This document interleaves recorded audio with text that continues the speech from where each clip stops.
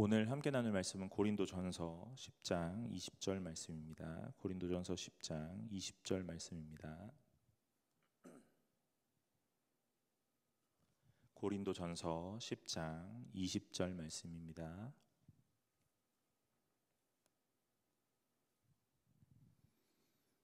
한 절이기 때문에 합독해서 읽겠습니다. 고린도전서 10장 20절입니다. 다 찾으신 줄로 알고 함께 읽겠습니다. 무릇 이방인이 제사하는 것은 귀신에게 하는 것이요 하나님께 제사하는 것이 아니니 나는 너희가 귀신과 교제하는 자가 되지 원하노라. 아멘. 오늘 설교는 조상제사 무엇이 문제인가라는 제목으로 오늘 총신대 총장님이신 박성규 목사님께서 해주시겠습니다. 나오실 때 큰 박수로 환영하겠습니다. 감사합니다. 다시 여러분들 뵙게 되어서 무척 기쁩니다.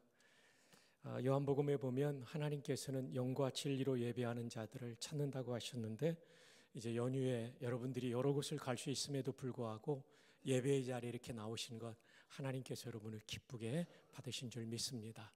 정말 잘하셨습니다. 기독교의 심장은 예배입니다. 예배가 멈추면 심장이 멈추는 거죠. 그런 면에서 연휴에도 예배의 우선순위를 두신 여러분들, 심장이 뛰는 여러분이 될 줄 믿습니다. 추석에 조상제사를 드리는 일로 고민하는 분들이 있기 때문에 이 주제를 오늘 다룹니다. 또 그렇지 않은 집에서도 한번 다뤄보고 생각하면 좋을 내용입니다. 성경에도 제사라는 말이 나오고 우리나라에서도 명절이나 돌아가신 날 제사를 드려서 용어에 혼란이 있을 수 있어서 설명을 드립니다. 성경의 제사는 영어 성경에 보면 희생이라는 sacrifice, 이것은 예수님의 십자가의 희생을 가리키죠. 그래서 구약의 제사가 십자가에서 완성되죠. 동시에 offering, 헌신을 의미하기도 하죠. 예수 그리스도의 십자가 은혜로 구원받은 사람은 그 하나님께 헌신하기 위하여 예배를 드리는 겁니다. 예배가 정말 중요한 헌신인 것입니다.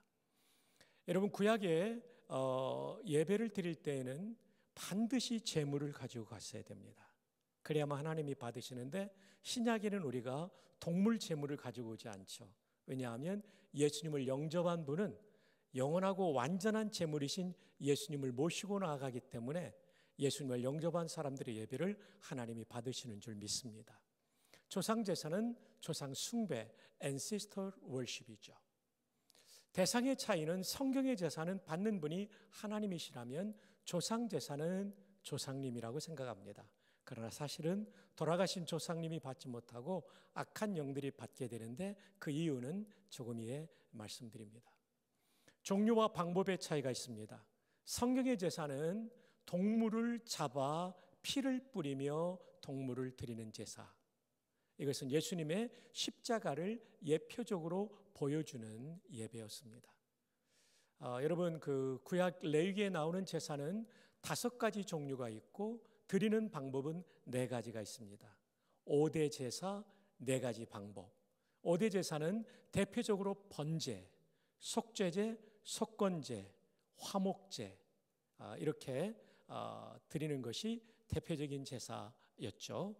그 다음에 5대 제사의 마지막 하나는 소제라고 있습니다. 이 소자가 곡식 소자, 영어로는 mint offering이라고 하는데요. 이 피 흘림이 없는 이 제물을 왜 드렸냐면 그리스도의 순결함과 성도의 봉사를 상징하는 것을 드리는데, 이 곡식 제사인 소제는 반드시 동물 제사와 드렸기 때문에 부속 제사라고도 불려집니다. 이 5가지 종류가 있고 드리는 방법은 4가지입니다.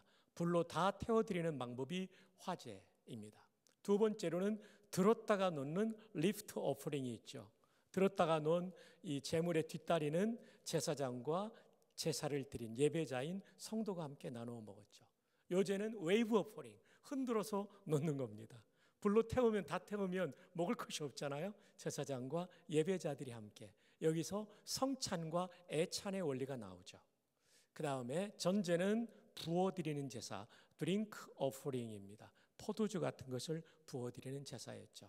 이렇게 4가지 방법이 있고 종류는 5가지가 있었는데 5가지 종류를 압축하면 동물 제사와 곡식 제사였습니다. 이것이 성경의 제사라면 조상 제사는 음식을 차려놓습니다. 성경과 다르죠? 그래서 돌아가신 조상님이 와서 잡수시도록. 참 안타까운 것은 조상님들은 다이어트를 많이 하는 것 같습니다. 1년에 몇 차례 제사를 안 지내기 때문이죠. 어쨌든 이렇게 차이가 있다는 거 보시면 좋겠습니다. 성경은 효도를 대단히 강조합니다. 기독교는 효도의 종교라고 할 수 있습니다. 근데 제사를 드리지 않으면 불효막심한 사람들로 말하지만 사실은 기독교는 부모님에 대하여 살아계실 때 효도를 다하고 돌아가신 다음에는 우리의 소관이 아니고 하나님의 소관이기 때문에 제사가 효도가 아니라고 가르치죠. 자, 출애굽기 20장 12절이 10계명의 제5계명입니다. 1에서 4는 하나님 관계의 계명, 대신 계명이고 5에서 10은 인간 간의 관계에 대한 계명, 대인 계명인데 그 첫 번째가 대인 계명의 첫 번째가 바로 이 말씀입니다. 함께 한번 읽어 주십시오. 시작. 내 부모를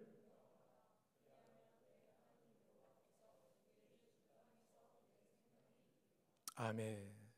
인간관계의 기본은 부모님과의 관계입니다.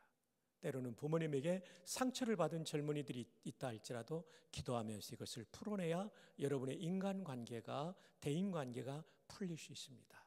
이게 마치 기초석과 같은 계명이죠.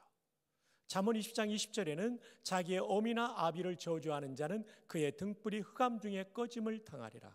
하나님이 이렇게까지 불효하는 사람을 징계하십니다. 에베소 6장 1절로 3절 자녀들아 주 안에서 너희 부모에게 순종하라. 이것이 옳으니라. 내 아버지와 어머니를 뭐하라고요? 공경하라. 이것이 약속이 있는 첫 계명이니 10계명 중에 이 계명을 지킬 때 이런 일을 주겠다는 약속이 바로 이 5계명이죠. 이로써 내가 잘되고 땅에서 장수하리라. 효도하는 사람을 이 땅에서 잘되게 하고 장수의 복을 주신다는 거죠. 내 아버지와 어머니를 공경하라. 이 공경하라라는 헬라어 동사는 티마오라는 동사입니다. 이 동사의 뜻은 존경하다, reverence, 그다음 명예롭게 하다, honor. 세 번째로는 헬라어 영어 사전에 보면 to give finance aid, financial aid라고 되어 있어요. 경제적 도움을 드리다. 부모님을 공경한다는 얘기는 돈을 보내드리는 겁니다. 그래서 저는 결혼 주례할 때마다 꼭 신랑 신부에게 말합니다. 내 부모를 공경하라. 이로써 내가 잘되고 땅에서 장수하리라. 그 중에 하나는 그냥 존경만 하면 안 되고 다음 달부터 계좌이체를 해야 그게 진짜 공경하다는 뜻입니다. 라고 제가 가르치죠. 맞습니다. 부모님이 여러분에게 생명 주셨죠. 그리고 무한한 사랑을 주셨죠. 그리고 여러분 대학까지 공부하는데 수억 원이 들었을 거예요. 여러분 나중에 결혼한 다음에 꼭 계좌이체를 하시기를 바랍니다. 이게 공경하라는 뜻이에요. 성경은 이처럼 효도를 강조하는 종교인데 왜 기독교를 불효의 종교로 구한 말에 여겼는가? 그 이유는 제사를 지내지 않았기 때문이에요. 사실 제사는 그런 것이 아님을 오늘 배우게 될 겁니다. 왜 우리는 조상 제사를 반대합니까? 천주교는 제사를 드려도 되는데 왜 우리 프로테스탄트는 이토록 우리의 풍습과 관습에 반하는 제사를 드리지 말라는 얘기를 그렇게도 강조하는가? 여러분 사실 1742년에 중국에 선교를 온 카톨릭 선교사들이 교황청에 질문을 했어요. 이 중국에는 조상 숭배하는 제사가 있는데 어떻게 하면 좋습니까? 이때 1742년에 베네딕트 14세가 카톨릭 교회는 조상 숭배 허용할 수 없다. 이 책에 172쪽인데 이 책이 어떤 책이냐는 좀 이따 나옵니다. 그래서 이 중국 제사에 대한 교황청의 입장에 따라 한국의 가톨릭 교도들도 제사를 드리지 않았죠. 그래서 1815년, 19년, 27년, 38년, 66년에 어마어마한 박해로 가톨릭 신자들이 죽임을 당했습니다. 그런데 이게 바뀝니다. 1935년 비오 11세, 이 비오가 파이어스, 경건하다는 뜻이죠. 비오 11세는 공자의 존경의식을 허용했어요. 공자에게 드리는 제사를. 그리고 36년에는 일본의 신사참배를 허용하게 됩니다. 그러니까 여러분 일본 강점기에 대한민국의 그 당시 일제차에 있던 우리 조상들 가운데 가톨릭 신자들이 일본에 대해서 적극적인 저항을 하지 않았던 이유가 있죠. 그것은 이런 이유들 때문입니다. 교황청과 연결된 거죠. 1939년에는 교황청에서 중국의 재래의식에 대한 훈령을 내립니다. 그래서 제사상을 차려놓고 위패를 모시고 제사 드리는 것을 허용하게 됩니다. 그리고 1962년에서 65년까지 유명한 가톨릭의 공의회가 있었는데 제2차 바티칸 공의회인데 여기서는 현대적인 가톨릭이 되기 위하여 선교지의 상황에 맞추어주는 결정들을 많이 하게 되는데 그 중에 하나가 제사를 전면적으로 허용한 것입니다. 그래서 가톨릭은 이런 역사적인 변질의 변천사를 통해서 지금 제사를 드릴 수 있다고 말하지만 이것은 사실 비성경적인 것이죠. 제가 인용한 자료는 저희 총신대학교 신학대학원의 배춘섭 교수님, 선교학 교수입니다. 이분의 남아공에서의 PhD 논문이 조상 숭배에 대한 것이 논문이었어요. 그것을 책으로 낸 것이 바로 저 책입니다. 제사에 대해서 아주 종합적으로 잘 쓴 책입니다. 그러니까 가톨릭의 이 결정이 성경적이라고 볼 수는 없는 것입니다. 좀 이따 나오게 됩니다. 자, 그렇다면 천주교의 결정은 옳은 것인가? 옳지 않습니다. 그 이유는 첫 번째, 돌아가신 부모님은 절대로 제사상을 받지 못하기 때문입니다. 동양에서는 사람이 죽으면 구천을 떠돈다고 그러죠. 여러분 이 얘기 들어보셨죠? 구천이 혹시 뭔지 아십니까? 그들은 아무 말도 하지 않았다. 사람이 죽으면 가서 산다는 깊은 땅속, 이 천자가요 샘천자예요. 9개의 샘이 있는 깊은 땅속, 거기를 떠돈다는 거죠. 거기 떠돌다가 제사상이 차려지면 그거 드시러 오신다는 거예요. 참 이런 얘기를 동양사상은 가르치죠. 근데 성경은 어떻게 말합니까? 사람이 죽으면 구천을 떠도는 것이 아니라 사람이 죽으면 즉시 죽자마자 천국 아니면 지옥 간다고 성경은 말합니다. 그리고 거기서 올 수 없기 때문에 제사상을 받을 수 없다. 이것이 성경의 가르침입니다. 자, 누가복음 23장 43절 함께 읽어요. 시작. 예수께서 이르시되 오늘 내가 나와 함께 낙원에 있으리라 하시니라. 낙원은 천국의 다른 표현이죠. 십자가상의 강도도 예수님을 구주로 믿으면 바로 오늘 가는 것이 천국이지 구천을 떠도는 것이 아닙니다. 그래서 노벌 겔덴하이스라는 신학학자는 이 누가복음 주석에서 이런 얘기를 합니다. 성도가 죽으면 그는 즉각적으로 immediately 즉각적으로 그리스도와 함께 그리고 그의 임재 안에 있게 된다. 믿으시면 아멘. 지금 우리가 죽으면 천국에서 그리스도의 임재 속에 함께 있게 되는 것입니다. 이것이 너무나 좋으니까 바울은 천국 가는 것을 사모했습니다.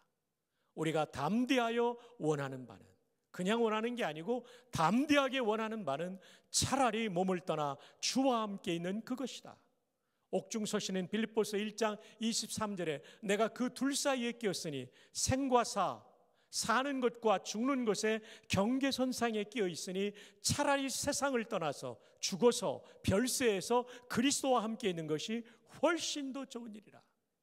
조금 더 좋은 일이라고 말하지 않아요. 훨씬 더. 삼중 강조죠.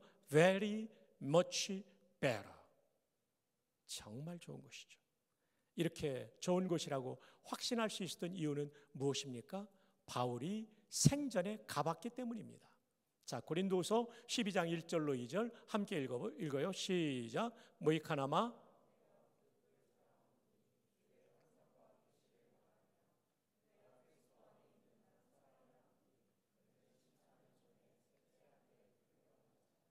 바울이 자랑하는데 자기를 드러내지 않고 자기 경험을 3인칭을 씁니다. 내가 그리스도 안에 있는 한 사람을 아노니.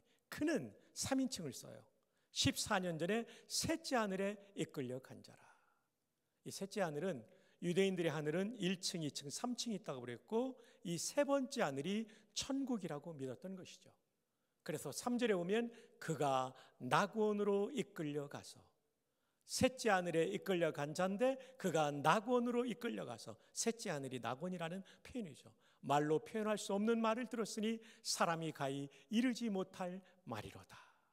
사랑하는 여러분, 바울은 천국이 얼마나 좋은지 확인했기 때문에 이 고백을 한 것이죠. 내가 그 둘 사이에 끼었으니 차라리 세상을 떠나서 그리스도와 함께 있는 것이 훨씬 더 좋은 일이라. 옆에 있는 분에게 하이파이브 하면서 축복합시다. 천국은 이것보다 훨씬 더 좋은 것입니다. 천국은 이것보다 훨씬 더 좋은 것입니다. 그러나 자살하면 안 됩니다. 자살은 살인입니다. 주님이 허락하신 시간까지 우리는 사는 것이죠. 왜냐하면 살려주신 이유는 할 일이 있기 때문에, 사명이 있기 때문입니다. 그러나 내 생명 다하고 천국 갈 때 우리는 다음 데이 훨씬 더 좋은 천국을 향해 나아갈 수 있기를 주님의 이름으로 축복합니다. 가봤기 때문이에요. 가봤기 때문에. 여러분, 우리 속담에 이런 말이 있죠. 개똥밭에 굴러도 이승이 더 좋다. 예, 이것은 안 믿는 사람에게는 맞는 말이에요. 죽고 난 다음에 지옥 가니까. 그러나 성도에게는 맞는 말이 아니죠. 자, 누가복음 16장에 그 비유가 나오죠. 이에 그 거지가 나사로를 말합니다. 죽어 천사들에게 받들려 아브라함의 품에 들어가고, 아브라함의 품은 낙원 천국을 말합니다. 이 땅에서는 고생했지만 죽어서는 천국에 들어가죠. 부자도 죽었습니다. 그 다음 절에 보면 그가 음부에서 고통 중에, 이 세상에서는 부를 누리고 이 세상에는 얼마든지 즐기며 살았지만 죽어서는 지옥으로 바로 들어갔죠. 고통 중에 눈을 들어 멀리 아브라함과 그의 품에 있는 나사로를 보고, 지옥이 고통스러운 이유는 천국이 보인다는 것입니다. 그러나 갈 수 없다는 것이죠. 그리고 이 부자는 그런 부탁을 하죠. 내 형제가 저 세상에 있습니다. 나야 여기 지옥에 들어와서 나갈 수 없지만 형제들만큼은 구원하여서 이곳에 오지 않고 아브라함 품 천국에 가게 도와주십시오. 그때 말씀합니다. 그들에게는 성경이 있기 때문에 성경의 말씀을 듣고 구원하는 것이 나의 방법이다. 여기서 우리는 중요한 레슨을 배웁니다. 죽은 사람은 천국 아니면 지옥 가 있고 그 사람들은 다시 이 땅에 올 수 없다는 것입니다. 그래서 조상제사는 부모님이 받을 수 없기 때문에, 허무한 일이 되기 때문에 우리는 하지 않는 것이죠. 인간 죽음 후의 과정을 다음 도표를 통해 확인할 수 있습니다. 이것은 지난 시간에 제가 왔을 때 기말고사에 나온다고 그랬는데 여러분 다 기억하고 계시는가요? 예, 우리 인생에 죽음이라는 중요한 순간이 다가오죠. 죽음이라는 말은 타나토스라는 헬라어입니다. 분리의 뜻에서 왔죠. 여기서 유서네이시아, 타나톨로지 이런 단어들이 다 나오게 되죠. 자, 죽음은 분리이기 때문에 우리의 육신이 죽는 순간 영혼과 육신으로 분리가 이루어지고 육신은 다양한 경로로 분해가 이루어집니다. 영혼은 즉시 둘 중에 하나를 가게 되는데, 중요한 것은 십자가의 복음을 믿은 사람은 속죄받았기 때문에 죽자마자 낙원이라 불리는 천국 동의어죠, 들어가게 되는 겁니다. 그러나 십자가 복음을 믿지 않은 사람은 자기의 죄를 짊어지고 지옥, 음부에 떨어지게 되는 것입니다. 그리고 여기에 간 사람들은 도저히 이 세상에 돌아올 수 없기 때문에, 한 번 가면 돌아올 수 없기 때문에 조상 제사를 받을 수 없다는 것, 이 도표를 통해서 확인하셔야 됩니다. 남은 부분은, 이 도표에 남은 부분은 빨리 지나갑니다. 지금은 중간 상태입니다. 영혼론만 들어가 있죠. 근데 예수님이 재림할 때 온전한 인격이 이루어지게 되죠. 부활이 이루어지는데 죽었던 몸이 부활하게 되는데 영혼과 연합을 이루어 온전한 인격체가 되죠. 여러분, 우리 성도의 부활은 영광의 부활이라면 불신자의 부활은 저주와 심판의 부활이죠. 그래서 우리가 전도해야 되죠. 최후의 심판 때, 우리가 마지막 심판대 앞에 섰을 때도 두려울 것이 없는 것은 예수님께서 우리를 변호해 주시기 때문에, 우리의 모든 죄가 십자가에서 속죄받았기 때문에 하나님 말씀과 하나님을 위한 충성, 그에 따라 상급이 결정되고, 죄를 지은 사람, 십자가 은혜로 속죄받지 못한 사람은 죄의 총량에 따라 형벌의 총량이 결정되는 일을 당하게 될 것입니다. 자, 이 도표 우리가 지난 몇 주 전에 보았던 도표입니다. 여기서 다시 한번 배울 수 있는 중요한 교훈은 십자가 복음 믿은 사람 천국 간다, 아니면 지옥 간다. 그리고 죽고 난 다음에 천국과 지옥에서는 다시 이 땅에 올 수 없기 때문에 조상제사는 절대로 하면 안 되는 허무한 일이다라는 것을 배우기를 바랍니다.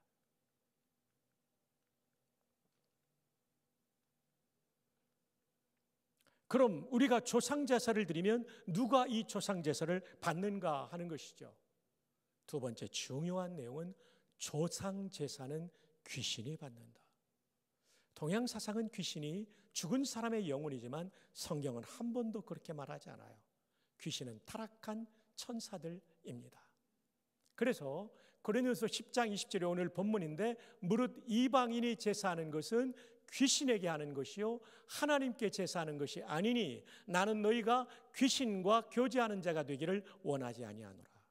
이방인의 여러 제사가 있고 그 중에 조상제사도 포함되는데 이것은 귀신과 교제하는 것입니다. 그럼 귀신은 무엇입니까? 제가 선택지문 두 개를 드리는데 저는 주로 정답이 몇 번에 있다고 그랬죠? 2번에 있다고 그랬습니다. 귀신은 죽은 사람의 영혼, 1번 지문입니다.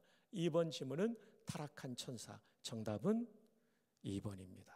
자, 이걸 이제 좀 더 설명드리겠습니다. 베드로서 2장 4절, 하나님이 범죄한 천사들, 타락한 천사들을 용서하지 않으셨다.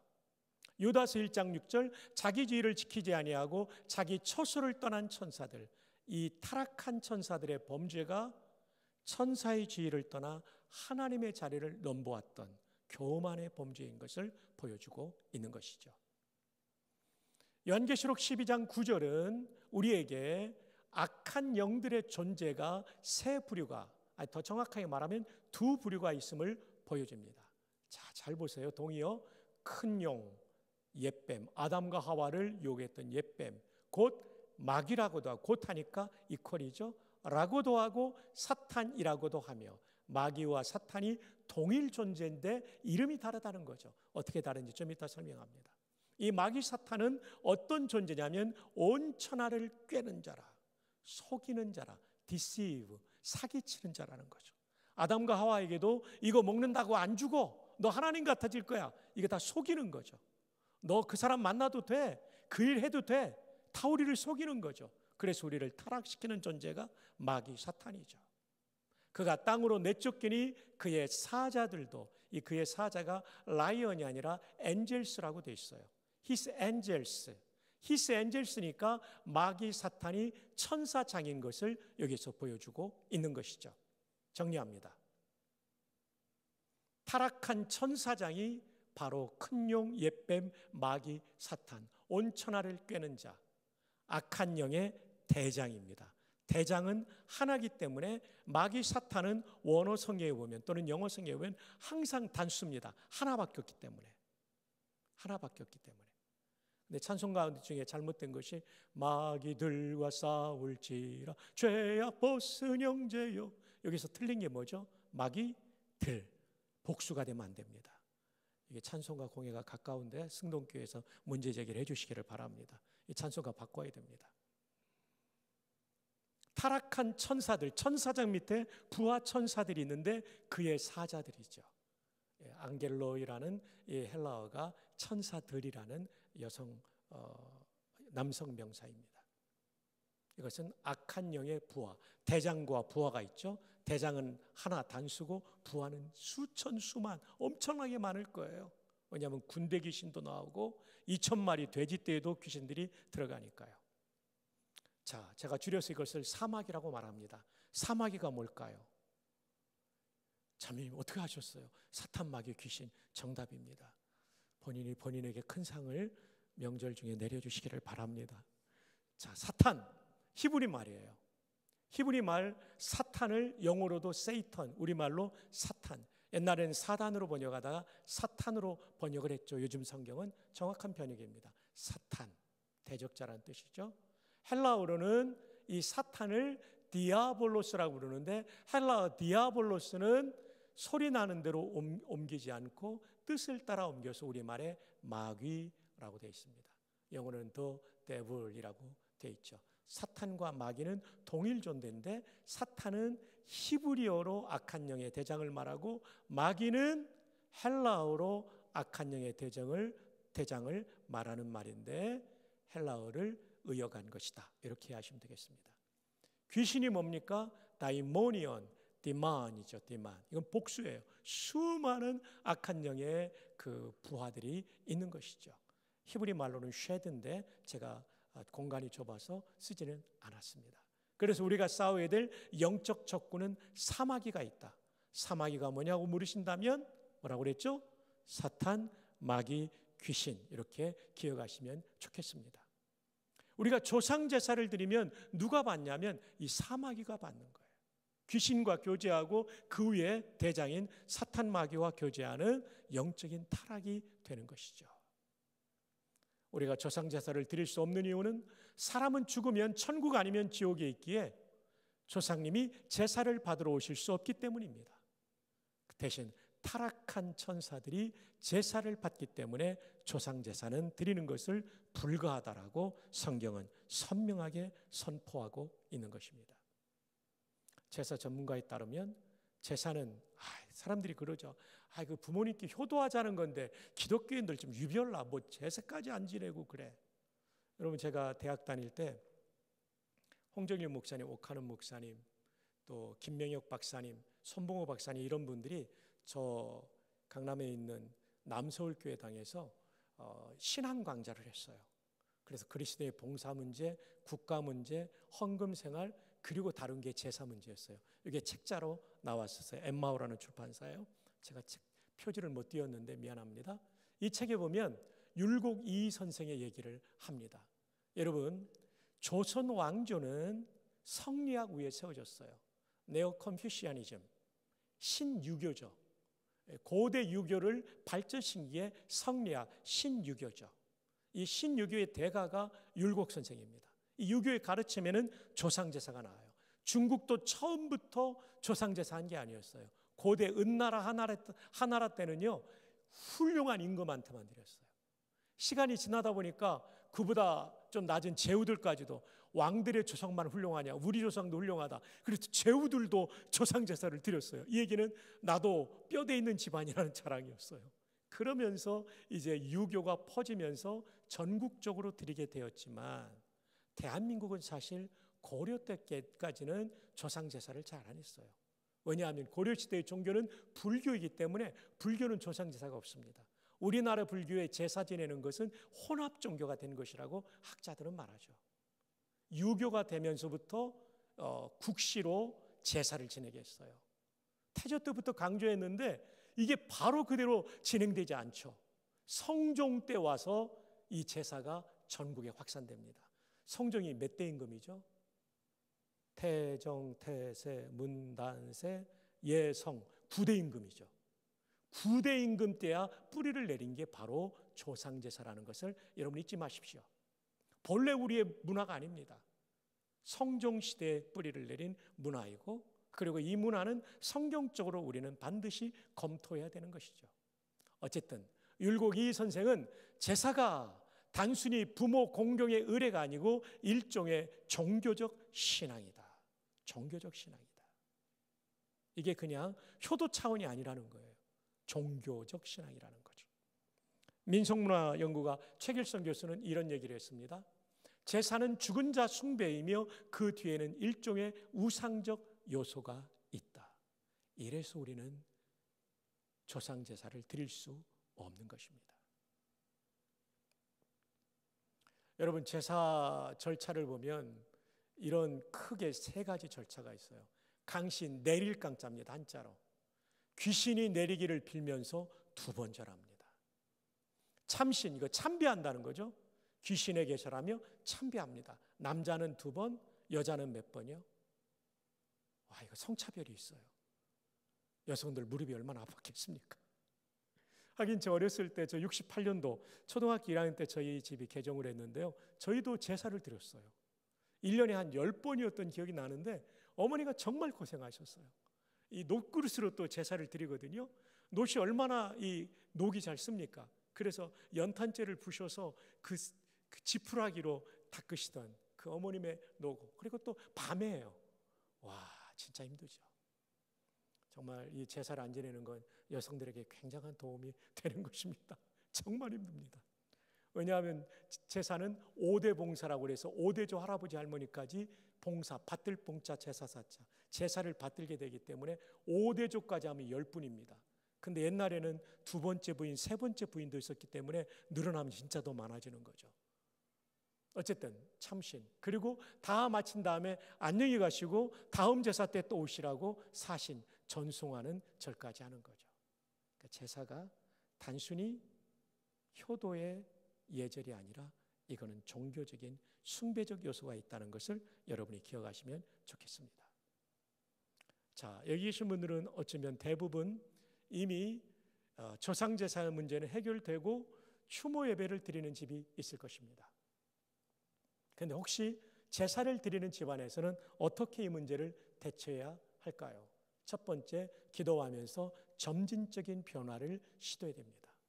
믿지 않는 가족은 진리를 모르기 때문에 제사 드리지 않으면 불효한다고 생각하지만 우리는 진리를 알고 있기 때문에 절할 수는 없지만 싸우지 말고 기도해야 돼요.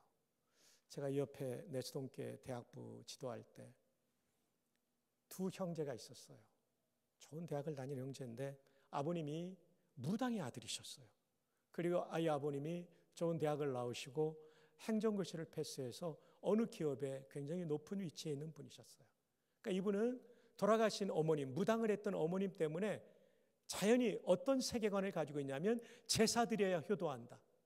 어머님 살아계실 때 제대로 못했지만 돌아가신 다음에 제사라도 드려야 된다는 사명감을 가진 아버지. 근데 이 두 형제가 예수님을 믿고 대학 가서 예수님 믿었어요. 그래가지고 이분들이 제사를 안 지내니까요, 입은 채로 쫓겨났어요. 추운 겨울날 외투도 못 입고 나오시고 얼마나 추웠겠어요. 형제가 공감을 잘해줘서 굉장히 힘이 됩니다. 고맙습니다. 교회로 왔는데 문이 열려있는 데가 아무 데도 없어요. 본당, 교육관 아무 데도 없고 화장실 문만 열려있어요. 들어가 봤더니 그 동파방지 연탄난로가 켜져 있는 거예요. 거기서 형제가 몸을 끌어안고 기도했죠. 우리 아버지가 아직은 복음을 모르지만 꼭 복음을 받아들이게 도와주십시오. 그래서 수년째 이런 쫓겨나는 일이 반복됐어요. 그러다가 홍릉에 있는 카이스트에 지나가게 되고 석사과정을 기숙사에 지내다가 어느 날 토요일 왔는데 아버님께서 성경을 읽고 계신 거예요. 깜짝 놀라서 여쭙죠. 아버님 어떻게 성경을 읽으세요? 내가 얼마 전에 절친인 친구가 위암으로 세상을 떠났는데 죽기 전에 갔더니 성경책 주더라. 읽어보라고. 친구의 유언이라 안 읽을 수 없어서 읽고 있다. 나중에 이분이 예수님을 믿게 됩니다. 조상제사가 해결되고 추모 예배로 바뀌는 놀라운 일이 이루어졌고요. 그 딸이 그 명문대 법대를 나왔는데 목사에게 시집가도록 허락해 주시는 대변화가 이 집에 있게 되었죠. 여러분, 이런 방식으로 조상제사를 대체해야 됩니다. 두 번째로는 인간적 도리는 다하되 진리는 타협하면 안 됩니다. 물질, 노력, 인간적으로 가족을 사랑하는 것은 최선을 다해서 해야 돼요. 근데 절하면은 안 되는 거죠. 만약에 이제 여러분들이 결혼했는데 시댁이 자매들 같은 경우는 제사를 드린다면 참석은 하되 절하지는 마세요.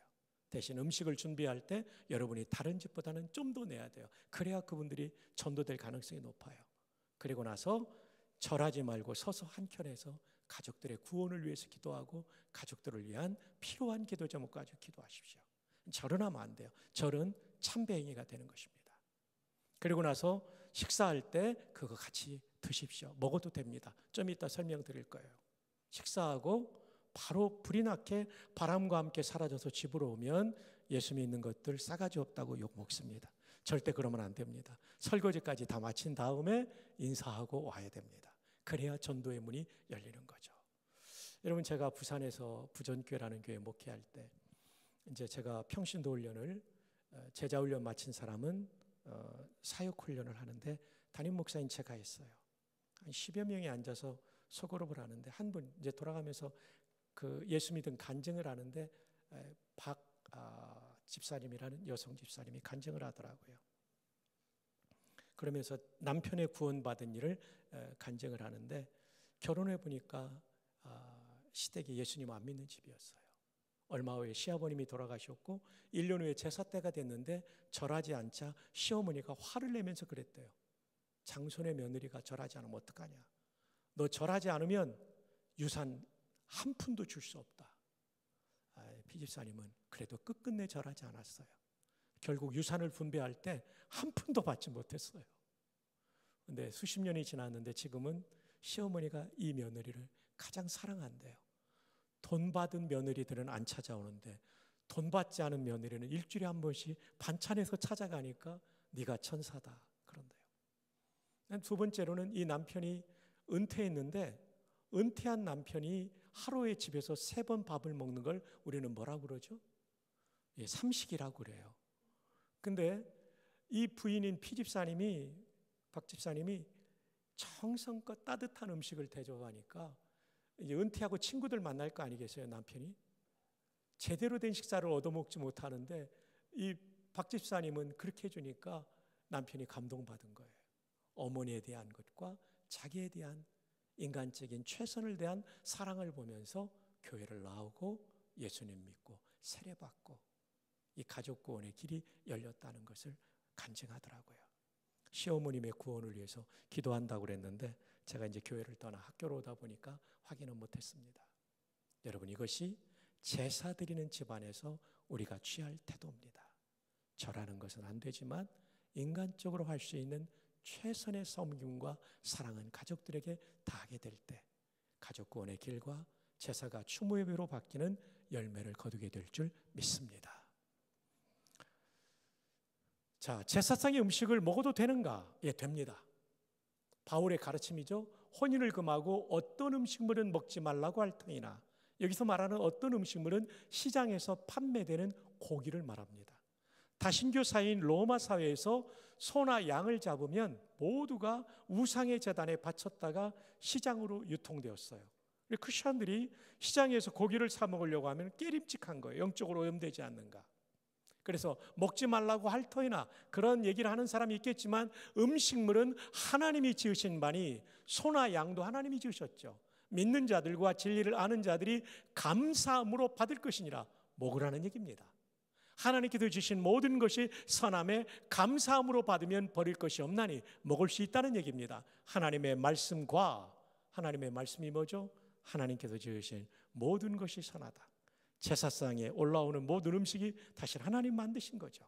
기도로, 감사 기도로 거룩하여집니다. 거룩해지기 때문에 먹을 수 있습니다. 맛있게 드시고 설거지 잘 하시고 그러고 오셔야 되는 것이죠. 그런데 제사 대신 추모 예배를 드리는데 추모 예배가 또 다른 제사가 되지 않도록 조심해야 됩니다. 추모 예배 드릴 때 밥상 차려놓고 예배 드리면 거의 제사 분위기 납니다. 그래서 예배를 먼저 확실하게 드리고 식사는 가족 간의 교제로 하시면 좋고, 추도자의 도자는 슬플 도자예요. 추모 할 때 모자는 그리워할 모자예요. 그래서 우리는 추도 예배보다는 추모 예배가 더 성경적입니다. 이제 결론입니다. 조상제사 무엇이 문제인가? 첫 번째, 조상제사는 돌아가신 부모님과 할아버지 할머니가 받는 게 아니고 악한 영이 받고 악한 영을 숭배하기 때문에 드리지 말아야 됩니다. 조상님이 오시는 것이 아니라 사마귀가 옵니다. 본래 제사는 종교적 신앙이며 우상 숭배적 요소가 있다는 것을 여러분 명찰하시기를 바랍니다. 마지막 두 번째, 조상 제사를 추모 예배로 바꿔야 됩니다. 그러기 위해서는 먼저 기도해야 되고 두 번째로는 인간적인 도리를 다해야 돼요. 그러나 절대로 제사상 앞에 절하는 일은 하지 않도록. 그래서 여러분의 가정이 거룩한 신앙 공동체가 되기를 주님의 이름으로 축복합니다. 또 이미 추모 예배를 드리는 가정의 젊은이라면 정말 여러분 복된 것입니다. 이것 때문에 제가 알고 있는 손형제는 정말 수년 동안 말도 못할 고생을 했어요. 명절 때와 기일 때마다 쫓겨나왔으니까요. 여러분 정말 좋은 집안의 자녀인 거예요. 감사하면서 더 많은 사람을 구원하고 또 이 명절에 부모님께 효도하고 그리고 가족들이 위에 있는 그런 좋은 추석 명절이 되기를 바랍니다. 기도하겠습니다. 하나님, 보석같이 소중한 젊은이들과 기독교의 진리를 나누게 해주신 것 감사합니다. 세상의 풍습도 성경이라는 채에 걸러내게 도와주시고 가톨릭의 가르침도 성경이라는 기준으로 걸러냄으로 말미암아 성경적인 좋은 성도들 되어서 하나님께 영광 돌리고 한국교회를 살리는 젊은이들, 그리고 이 세상을 복되게 하는 그리스도인들 되게 하여 주옵소서. 축복하옵고 예수님의 이름으로 기도합니다. 아멘.